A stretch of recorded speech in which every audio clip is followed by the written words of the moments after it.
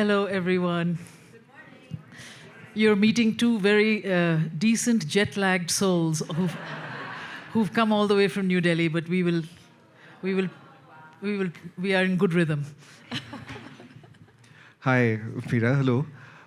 Like Mira said, Mira had a 35-hour flight from Delhi. I had a 28-hour flight. So I've sort of prepared all night for this because I was up. Also, can I just say it's so nice to have this sort of a conversation, and the fact that it's a freewheeling chat without a moderator, I think is a great idea. So thank you for doing this. I mean this in a non-trivial way. This is great fun. Truly. And it's also a huge honor, of course, to be talking to Mira, who obviously is a behemoth in filmmaking across the world and was genuinely a hero growing up. And I thought we could kick off this conversation by actually talking about one aspect of your early films that I thought was fabulous and always found a bit inscrutable in terms of how you achieved it in terms of craft. What always stands out for anyone who's seen Mira's films like Mississippi or Monsoon Wedding or Salam Bombay is the incredible density that those films are able to achieve. And it's a kind of density that, you know, a lot of, whenever there's Western perspectives on India, you have a kind of a way in which the mise-en-scène of that world is achieved. But I feel like Mira was able to get a sense of density that was rare and full of a kind of plenitude that we encounter in the country often. So I just want to talk about how those first films were and how the movement to the subsequent films have happened, which have become more sort of sparser in their form and craft. Sorry for the big question, but... Thank you, Shaunak. Thank you. It's also wonderful to be in conversation with Shaunak, who I only got to know through his extraordinary film, All That Breathes. I had never seen, actually, a film like that, and I've come from cinema verite, really pure cinema verite training in my own work, and you had a kind of cinema verite, again, to a Delhi eye. We are very, like most of us, we are very acerbic and astute about our own societies, and when people come from the outside or even from within trying to make it more palatable to the West or to the international scene, I have a very high antenna for that. So what of not doing that, actually.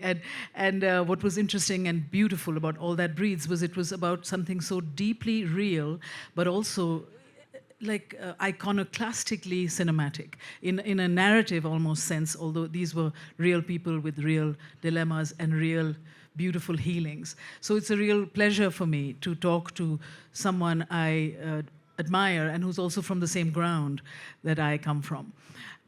Thank you for the question of density. That is pretty much one of my favorite aspirations in my work. And I came to making films through, firstly and completely, a study of cinema verite. My teachers were Ricky Leacock and D.A. Pennybaker. I took my first course in film at MIT when I was 19, and it was really about preserving the truth, very different from the documentaries that we see today. It was really about just going into a world and learning how to be trusted by that world and then entering that world visually. But my other training, besides the streets themselves and people themselves, was photography. And this was this was the way that I learned to make a frame, and to also keep a frame as sacred and then as layered as possible, but without the sifting of the frame is key to my way of thinking and looking. You know, it's not about everything. I hate the line that people say when they come to India, oh, you can point a camera anywhere and you've got something. It makes me puke, you know, because it's not like that at all, you know. And in fact, a lot of people do that, and I immediately see it.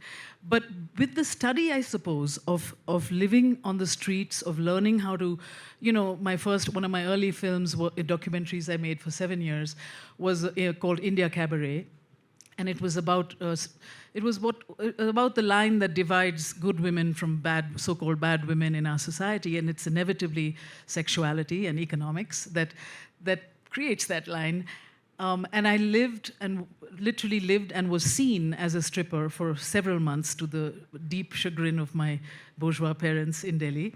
Oh, Mira, oh, she's not here anymore. I don't know where she went. No, Mira, my other two sons are there, and if you'd like to, So it was like that for a long time. But what happens when you live like that is you literally suffer the vicissitudes, the challenges, the double standards, the daggers of society upon you, and you literally feel what your subjects are feeling.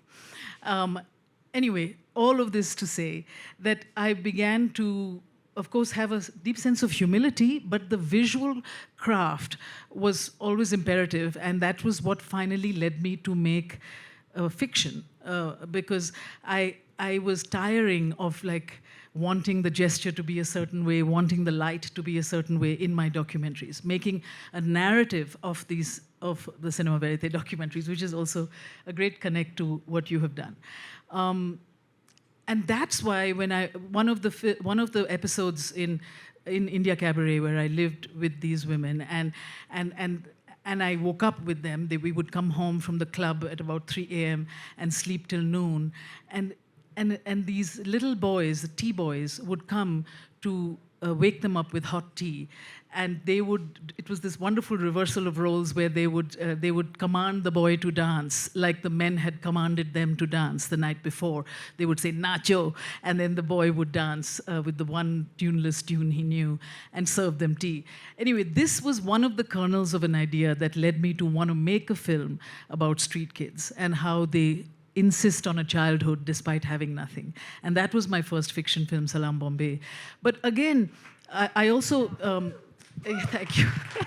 Thank you. I also worked very closely with Mitch Epstein, who is a photographer, still photographer, and we were together, we were married. We got married later, but and he was a major teacher, in a sense, just through the world of photography at that time. He came from Cooper Union. Gary Winogrand was a friend, Lee Friedlander, Bill Eggleston. I mean, these were our circle. And the whole way of seeing was deeply informed by classic photography and contemporary American photography. And that was something that really fueled me and has fueled me forever. And I think that taught me how to sift, how to not make the frame about everything, But the world, and you make cinema verite, you can't sift, you see what it is, but it's how you film it that is a sifting, Can you give an example?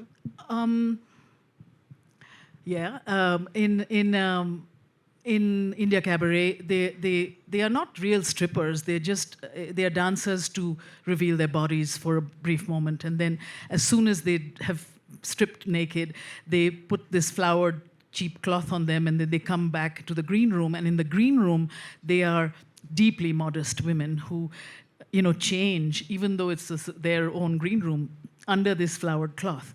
So, how one shoots that, is an example. It's hard to do without showing you, but it's how one shoots the cloth on their bodies, sometimes revealing, sometimes not. The knock on the door of a, lunch boy who comes in offering an omelette, but really is concerned that they should eat because before the next show, and this kind of interplay between caring and modesty.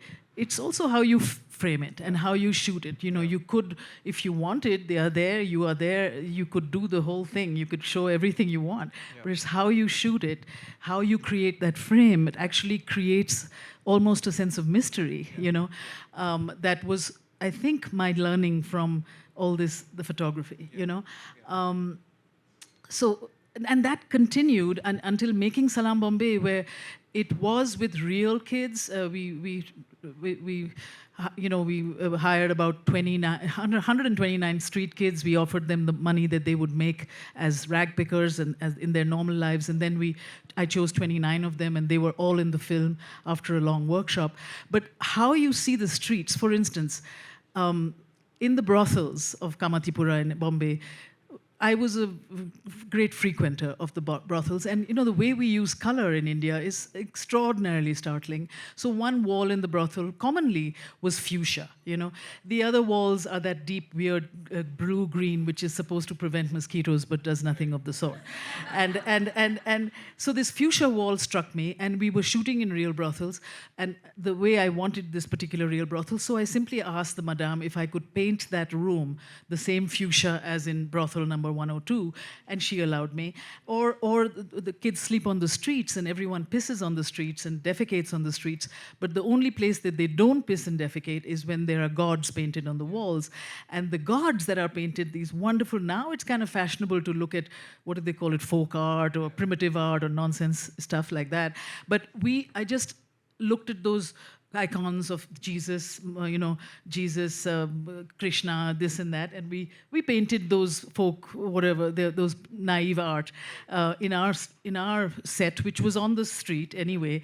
And like how you see what you see in the real world and make it part of your frame, So that kind of thing, but mostly it is to do with how you see, because you can see the train stations of India in hundreds of ways.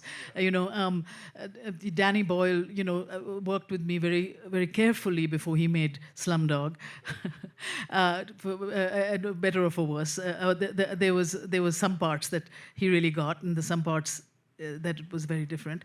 But anyway, it was about how to see the world, how to see the madness and beautiful layerings of what happens, of the myriad things that can happen on a train station or in a train compartment.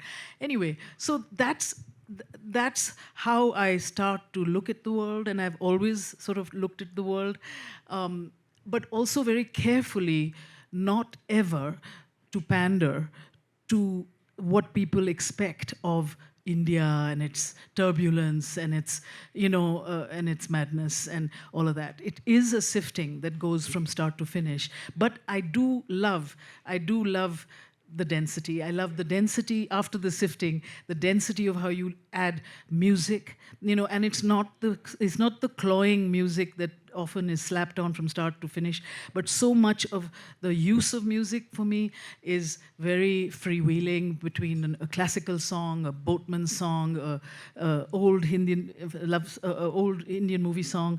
The fantasies we are given in India, regardless of class, is so much communicated through music and through not dialogue, but actually that music. So using it in this kind of untraditional fashion has somehow, in hindsight, become a bit of a signature. Yeah. So I have a million questions. I don't know why I'm acting like an interviewer. I know this isn't that. But I have a question that I absolutely must ask, which is, if one zooms out a bit and talks about how one conducts life as a filmmaker and the kind of rigor that you brought to bear upon your practice, one of the things that I've always noticed about filmmakers who've had a long career is that, in the first bit of their career, you feel like there's a pure instinct that's raw and unvarnished, and slowly a craft kind of develops, right? A language that is typical of the filmmaker develops. In the second half of a lot of filmmakers' careers, what you see is that originary instinct might begin to fade and craft takes over, right? Because it's a muscle that people have built. Now, in your films, it's not like a clear through line that one can trace, which I mean in the best possible sense of the word. And we were recently speaking about your working on a screenplay right now. So how do you, can you speak a little about comporting life as the everyday practice of making art or working with imagination, and how at this point when you're writing your first screenplay, I imagine, Alone, yeah. and you've never done that before, right? Not alone. Yeah, so I want to, can you talk a little about the process of starting that now at this point, and how you go about things? And then I'm going to turn that question to you, please, because I'm curious as well. I have never felt jaded or tired of making something. I always have this feeling of hunger and sometimes doubt also, can I do it, can I not? I've always worked with writers very, very closely, but never wanted or taken credit, because I believe we get enough credit as directors, and it's fine, you know. But I also similarly have not faced the screen alone, you know, of writing or the page. And this is a film I'm making now, a fiction film on Amrita Shergill, who is the great pioneer of modern art in India, very much in shorthand to say, like our Frida Kahlo from the East, except that she was half Hungarian and half Sikh, and deeply embodied both East and West. The youngest student in Beaux-Arts in Paris moved to India from the age of 8, then 20, and looked at India with the eyes of who she was. I find myself deeply aligned with her, because she has the eyes sometimes of an outsider and yet felt a through line to the insider, to the subjects of her work, which were largely ordinary people, largely women, largely longing. And created a style of painting and framing and seeing that was a deep influence, has always been on all my films, whether it to do with color palette or how to see or even how to frame. So when I make feature films, I make these lookbooks that I share with my team, with my financiers, lookbooks that also include music. At what stage? Early, like after, as we've developed the script is done, and I make this book alongside it, because again, photography being such a fuel for me, and also Shaunak, I'm sure when I began here in New York and America, they didn't know how to spell the word India. You know, they didn't know where the fuck we came from, and so it was, and yet I had some credentials that they understood. Like I went to Harvard, so I had a scholarship to Harvard when I was 18 from a little town in Orissa, and so when they had that little chap, the trademark of, oh, she's been here, she knows how we talk and think. Although they still ask me, how do you speak such good English? But anyway, but you know, then you still have to make the world come alive for them.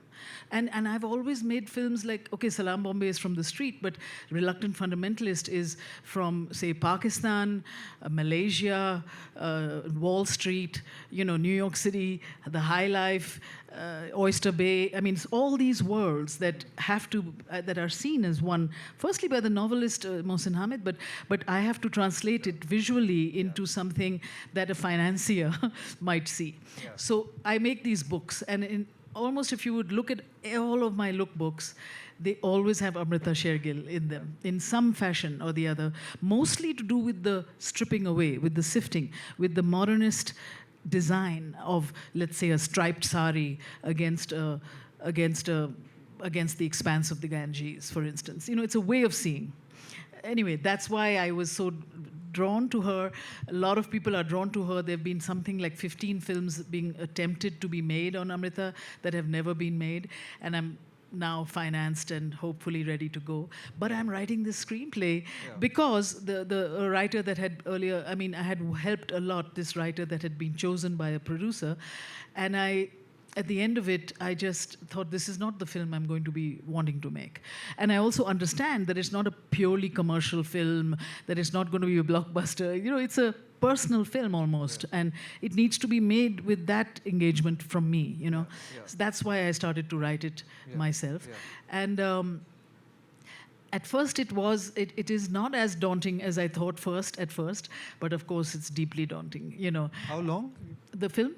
Have you been writing? Oh, I wrote the first draft of mine April 2021, and then I got financed mostly on that draft, and then I put it away for 2 years because I made Monsoon Wedding a musical for Broadway, heading to Broadway, that opened in St. Anne's Warehouse in Brooklyn last year.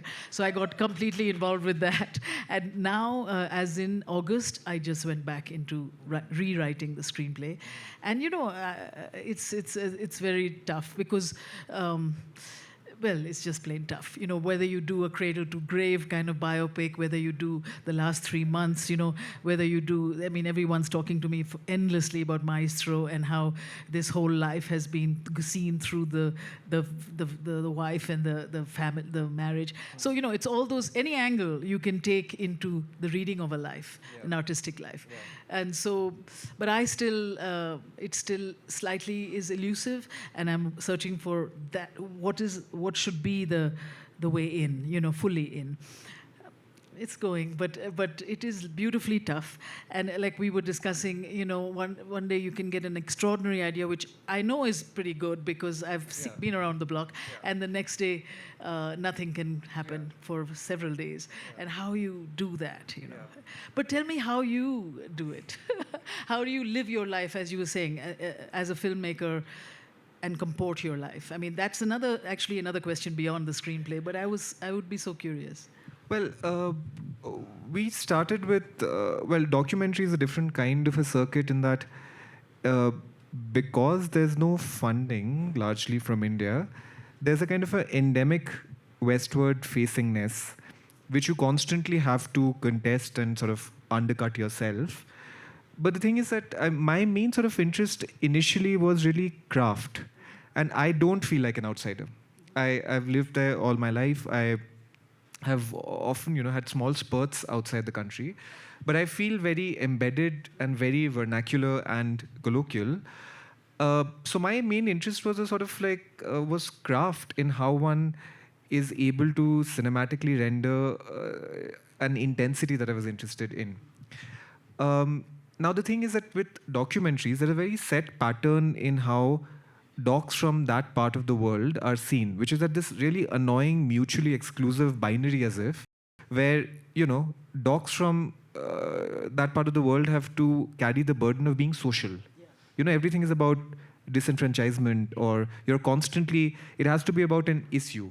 Whereas it's the European or North American docs who were dealing with the really delicious issues of existential crises, and of course you feel like, why can't, and my core interest is, it's conceptual and philosophical and aesthetic, and I don't want to constantly carry the burden of the social.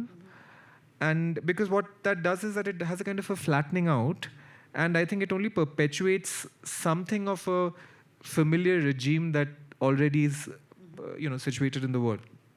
So in a way I was interested in, and my characters are, they're like philosophers. You can take lines that they have said and replace it and say that Foucault has said it, and you'd believe it, right? So it's, we had to kind of find a grammar that was consonant with, so it was interesting because when you were talking about Salam Bombay or the early films, it sounds like because a part of your brain was also so influenced by observational verite style. So it's almost like the concatenation of non-fiction filmmaking brought to bear upon fiction filmmaking. And for me, I think it is exactly the opposite, which is that I was really eager to use the toys of fiction to tell a non-fiction story. So, which is to say that usually you don't use things like cranes and tracks and these slow takes in docs, but one of the main sort of interests that we had, and one of the editors, Vedant's actually in the audience, is our interest was in, it should almost look like the outer wrapping is of a Tarkovsky film, and my heroes were people who worked with this kind of a durational elliptical form, like Tarkovsky, or in documentary filmmakers like Viktor Kosakovsky and so on. So to be able to try and find a form where it almost resembles fiction in a way, but holds on to some of the political concerns, albeit not frontally, but obliquely and tangentially, where you feel like it's the epistemic wallpaper of this world, where you feel like and I think it's more interesting, like how one puts in the political in a film is interesting in that when a film when it's too frontal in its politics, it's too naked in showing what it's, it becomes too prescriptive or pedantic or a bit blueprinty. And, you feel like, and a lot of these docs actually do more disservice, I think, than it's agitprop. It's like, yeah, because it's like you're holding the audience by the collar and saying, feel bad. And, it's a bit, it never does any good. And I think it's more interesting when one Trojan horses ideas and you're able to emotionally move people and having conversations that they don't want to actually have. And that's our skill. So it was this sort of broader constellation of things that we were interested in. But when we began, the main idea really was form and concepts. And that's how we sort of initially began. In terms of going ahead, I mean, the tougher part of what you asked is how one conducts one's life as a... I don't know. I'm not anxious or restless, but I'm definitely not confident. Um, in terms of, I don't feel secure for sure, and it feels like we moved worlds in trying to make a film wherein, I lost a parent in the middle. Everybody fell sick. The pandemic was in the middle, and you felt like you really had to, change the axis of the world that you were looking at, and that's obviously not a sustainable model. And I'm, like I was mentioning, interested in fiction now, and I'm writing a fiction script. But I don't feel situated, and I don't know where one, which of course is also a good thing. But what's encouraging and inspiring for me to see when I hear somebody like you is, that there is some sort of a path that can be taken. And I don't mean this in a silly, an artist must find it their way sort of a way. But it's because there is no set pattern in terms of how, because one doesn't want to stay limited to only telling stories from India alone. And, I want to be a filmmaker who can tell any stories. And the inspiring thing about you is that you've told all kinds of stories. So how one positions oneself in terms of looking westwards or looking back at home is something that, we're all sort of still grappling with. No, it's something I also grapple with because I say, it's because my roots are strong that I could fly. I never left India till I was 18, 19. And that is still the source of my family life, my inspiration in so many ways, and so on. But I feel it now, after so many years in New York City, and New York is such a special country on its own in terms of being a home for so many of us who have come from so many places, with excellence and creative rigor being pretty much a common. That's where I found my creative community. But still, with all that feeling at home, having a sense of going back to India with these eyes that are not numbed by seeing something every day that one sees in India. People, we just stop seeing in certain ways. And that was that is an interesting seesaw. But at the same time, I didn't want to be on the A-list in Hollywood making rom-coms of, two kids who are not of my color for sure. And I mean, I could have, but I really strongly resisted being on those lists and wanting to do my own thing. And that, of course, is a certain, it gives you all those things: loneliness, insecurity, the drive, and so that's been interesting, not wanting to join the pack. Can I ask you something about that? Sorry to interrupt. How do you say no? What's the criterion that you deploy when, it's always tempting because... My big criteria is if I can think of anybody else who can make that film, they should make it, not me. And one time I've dropped that ball because of certain reasons, where I made a film. I was making a film.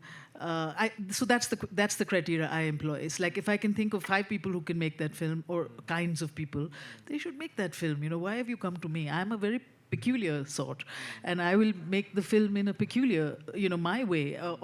And also, it's very unusual for me to accept a film that comes from the outside unless it is sent to me by somebody I love and respect. Like my friend Lydia Pilcher is in the audience, my producer from many 15 films, or God knows how many we've made together.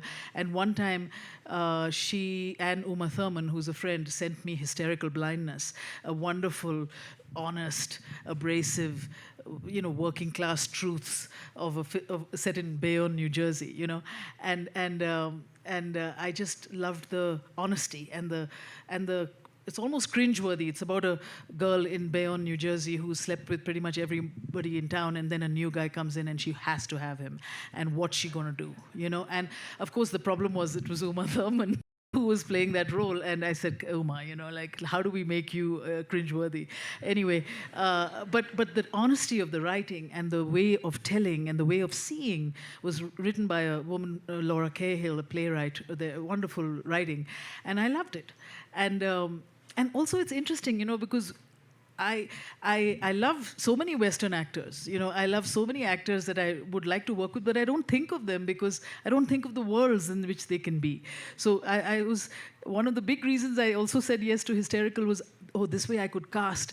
Cassavetes is a hero of mine, like so many of us, and this way I could cast. Ben Gazzara, he said yes. Jenna Rollins, she said yes. Juliette Lewis, she said yes. I mean, and of course Uma was there. So all these great actors that I can never think of in my own work, in a way, like naturally, and I made that film. But it's an unusual choice, for me. But I really enjoyed it because it's about pure cinema craft, but with wonderful people whom I've loved and who are as adventurous as any of us, to do something different and new. I met Juliet in a red carpet line about year ago, and we were all a little bit tipsy, and she said, "Oh, Mira, when are you going to think of me next?" And I said, "The minute I think about white people, I'll think about you." She said, "Did you really say that?" I said, "Yeah, I said that." But it is like that, I don't think. I think. I fully get it. So it's like that. And sometimes there'll be other films like Vanity Fair I made with Reese Witherspoon. And that was a book, how we were raised so literarily, and Thackeray, and that book was about the first badass chick I'd ever read when I was 16 in a convent in Simla, And I loved Becky Sharp, and I just was saying, yes, I'll do that, So it's different ways that I can say yes to things that come from outside me, but mostly I'm responding to myself. Can we talk a little more about responding to yourself? Can you describe, this is going to be a horribly vague and ineffable question, but can you describe the process of first getting an idea, like when it first comes?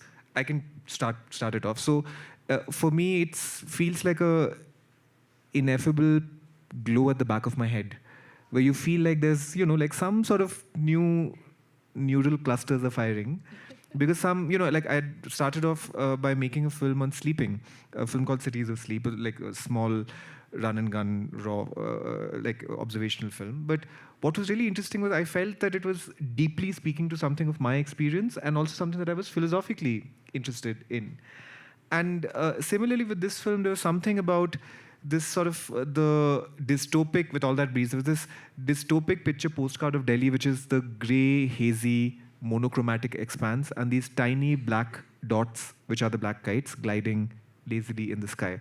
And that sort of image became, symptomatic of the texture or tone of living in the city, but also it emotionally does something. Or when one comes across an idea more intellectually, like conceptually, and wants to sort of play with that. So for you, can you speak a little about the first sort of, effervescent spark of an idea? Like, what does that look like for you?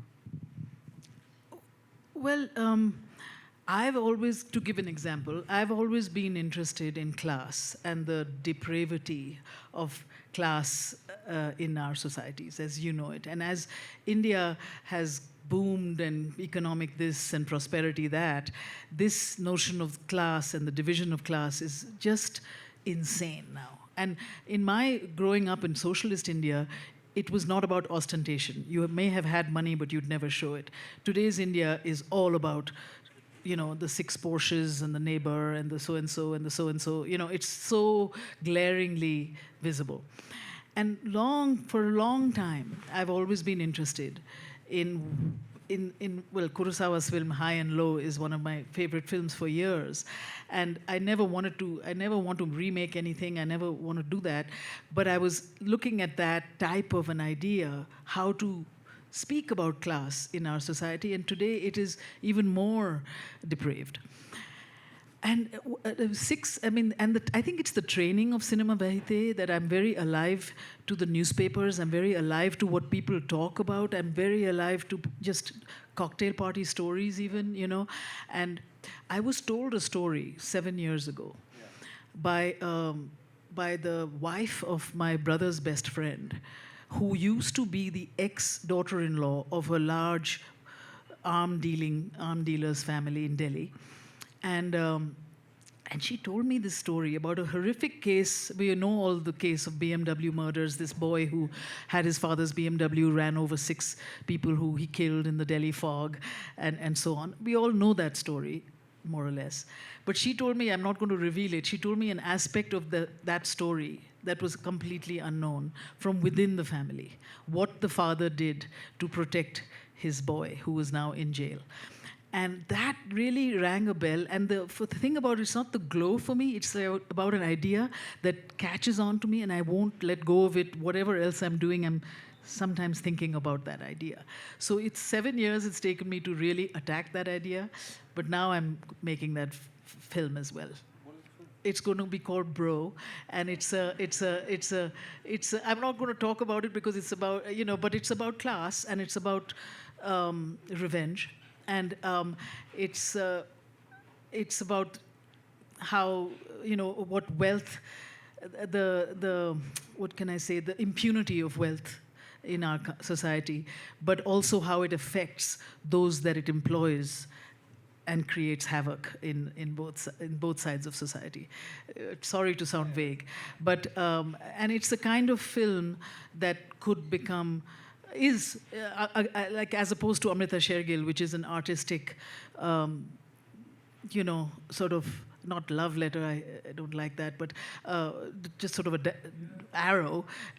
This film is much more a film about something that people can relate to in any society, because class exists everywhere. It's just how it exists in India is quite a specific thing, So it's that, something that grabs hold of me and doesn't let me go. And I do have another very strong harbinger of like a sort of a person who tells me how to do it, which is my son. He's 30-something, and he's a politician, but he's somebody who I always refer to, and I say, what do you think?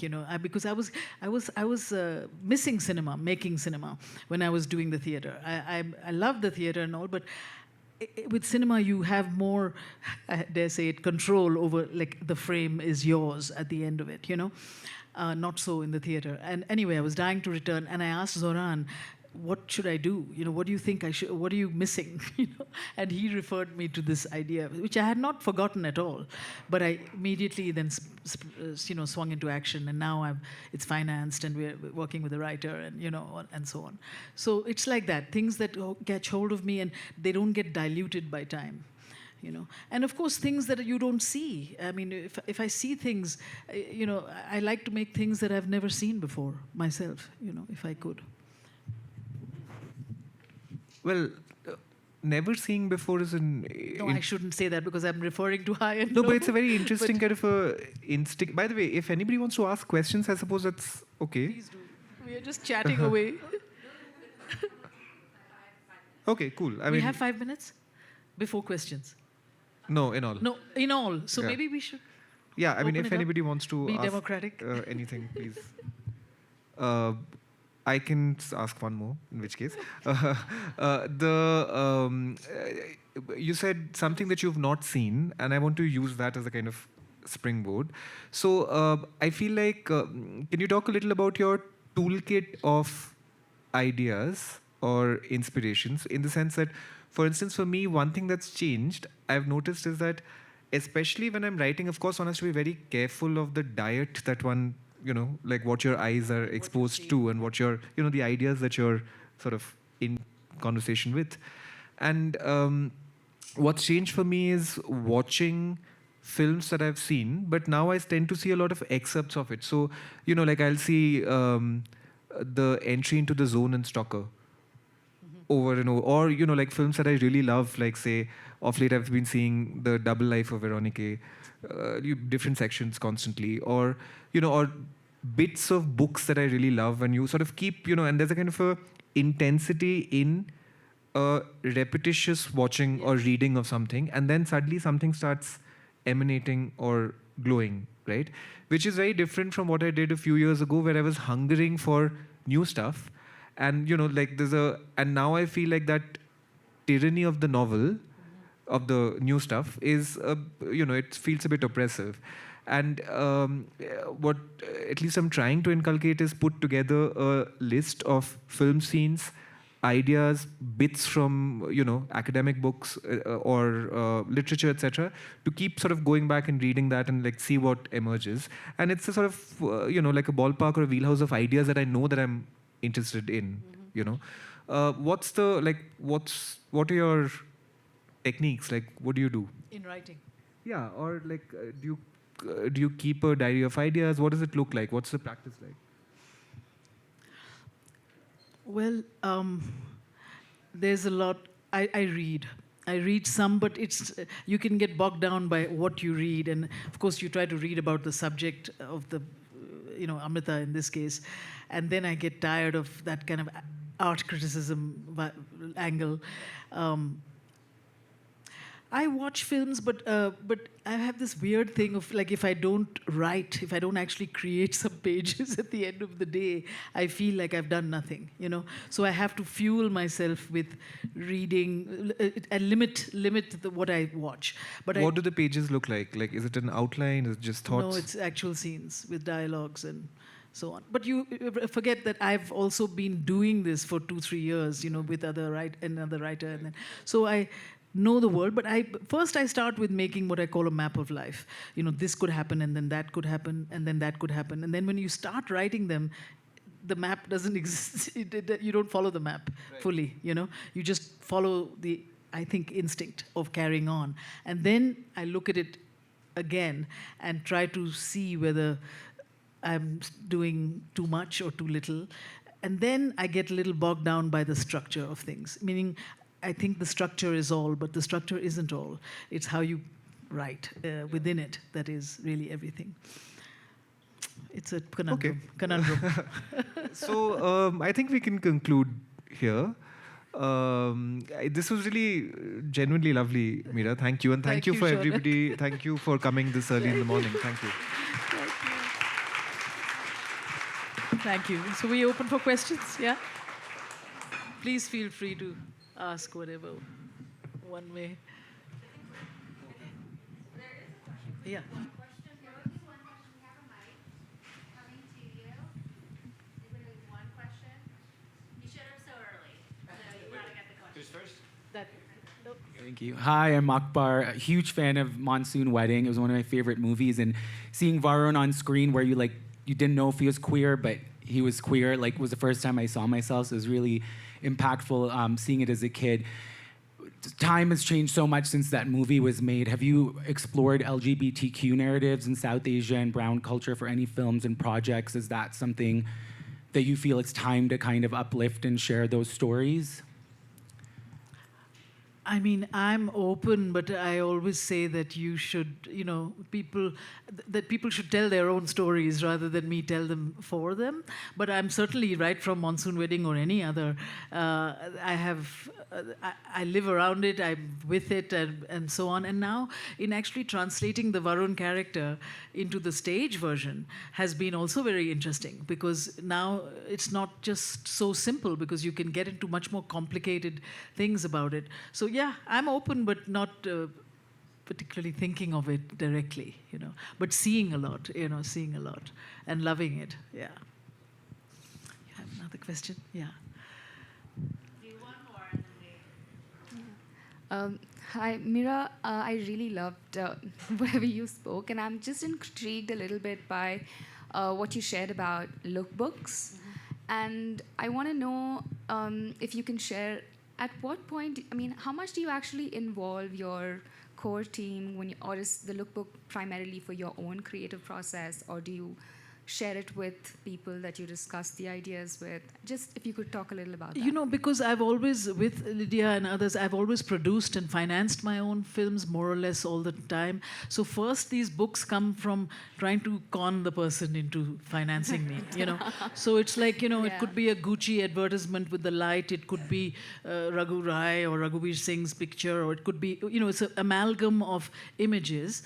And then when I raise the money, then I make those books sometimes pretentiously called manifestos, where I interweave the scenes with them. The one scene, then here it could be this, and this particular light or color, whatever it is that could inform that scene. And this I make, which is much more voluminous. And this is to be shared with the HODs, with the heads of department, with all my team. And the idea is to talk less when you're on the set. To speak as much as you need to communicate to your fantastic army that is going to make these things happen. And so that I'm not talking from scratch. I really don't want to talk. I almost run a silent set, because I have done the talking, and now I'm responding to the environment and to the actor and to the whatever things that come my way. But to be, in that blank slate, to receive rather than to give. So the books come as a process of giving to everyone. And sure, they have lots of input from the cinematographer and from the production designer by the time the manifesto kind of rolls around. So it's about communication, and it's about them taking it and carrying it further. That's the big thing for me, is to work with people, and I cherish them who take the idea and build on it and go the mile with it, rather than the competent person who just does what you're telling them to do. Right.